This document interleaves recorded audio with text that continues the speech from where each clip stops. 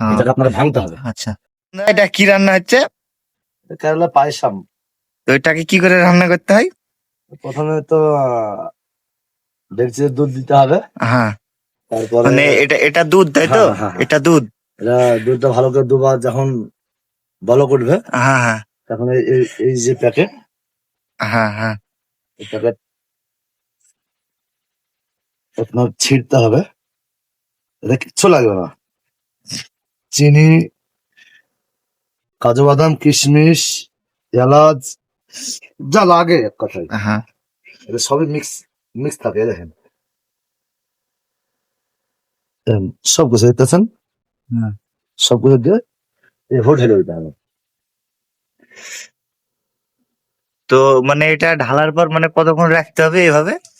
2-3 minute পরে ঢালার পরে হাতাটা এরকম করে লেড়ে দিতে হবে। হ্যাঁ, আচ্ছা।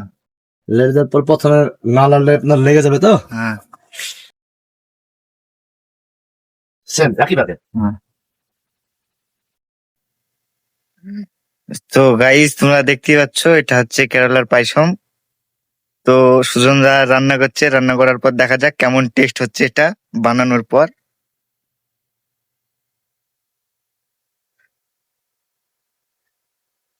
ও মানে টোটালি 3 প্যাকেট, তাই তো? ওটা 3 প্যাকেট। আরো আছে, লুচি হচ্ছে, মাংস হচ্ছে, সেটা আছে অল্প করে নিয়ে আসলাম। ও আচ্ছা। নাহলে আমি 5 প্যাকেট নিয়ে এসে 8টা লোক। হ্যাঁ। এটা বেশি আছে নাকি, খুব লোড মনে হচ্ছে।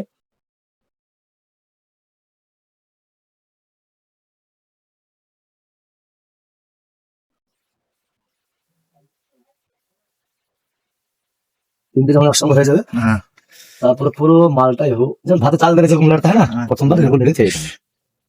আগে দেখি যে ভিতরে গুটি আছে কিনা, একসঙ্গে লেগে যেতে পারে, এটা লেগে গেছে। হ্যাঁ। এটাকে আপনাকে ভাঙতে হবে। এরকম হলে কিন্তু ওটা সিদ্ধতে লেট হবে, আর ভেঙে দিলে কোনো সমস্যা হবে না।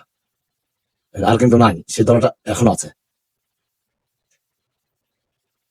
এলাচ দিতেছেন, হ্যাঁ, এলাচ, এই কাজু বাদাম, মানে ওর সঙ্গে পেস্ট করা ছিল একসঙ্গে। পুরো মিক্স করে রাখা হয়।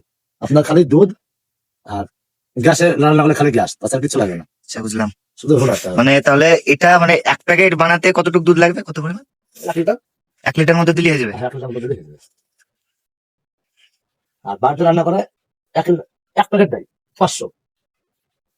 এখানে আমরা কাজ করছি, খুব খাটনি বসে আছে, কি করবো, বেশি করে খাই। আচ্ছা, বুঝলাম।